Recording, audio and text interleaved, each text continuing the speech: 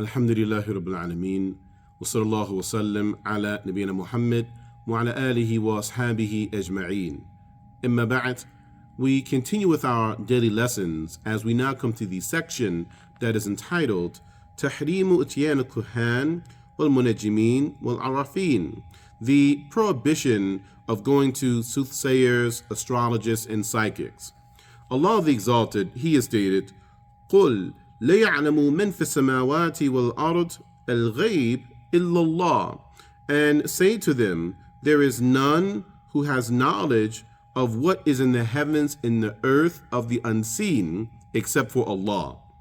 And on some of the wives of the Prophet sallallahu alaihi wasallam, on the Prophet sallallahu alaihi wasallam, as he states, whoever goes to a psychic and asks this person anything, لم تقبل له صلاة 40 ليلة, then the salah of this individual will not be accepted for 40 nights, collected by Muslim.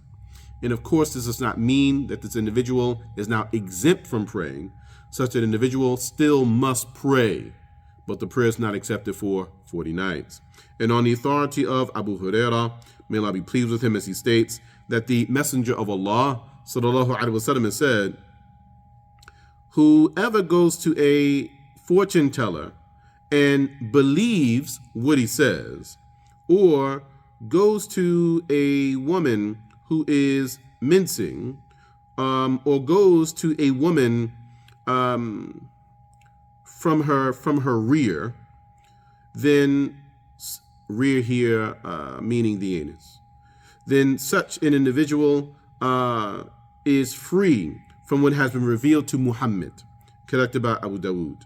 And on the authority of Aisha, may Allah be pleased with her, as she states that the Messenger of Allah sallallahu alaihi wasallam was asked by some people about going to fortune tellers, psychics. So he then states, Laysu bi shay, they are nothing. And then they said, well, they speak to us, and sometimes they say something that turns out to be true. So then the Messenger of Allah sallallahu alaihi wasallam said to them, that word of truth is a word that a jinni was able to snatch. And then he conveyed it in the ear of that person, this fortune teller, this psychic.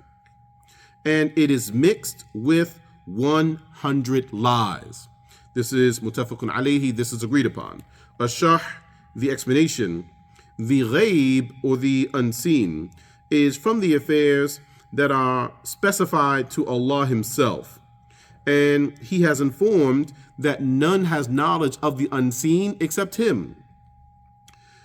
Neither an angel who is near to Him, nor a prophet that has been sent has any knowledge of the unseen except that it is Allah that has revealed it.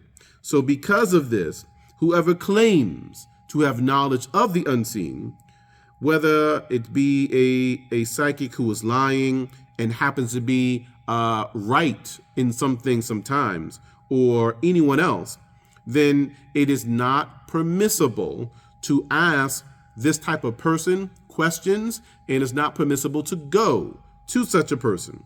And whoever claims knowledge of the unseen or believes that there is one from the creation that has knowledge of the unseen, then this individual is a kafir, this individual is a disbeliever, because at this point, this individual has belied, denied the Quran as well as the Sunnah. Al-Fawaid, points of benefit from the section. Firstly, the prohibition of going to fortune tellers and psychics and anyone who claims to have knowledge of the unseen, or claims to know the past, or claims to know the future.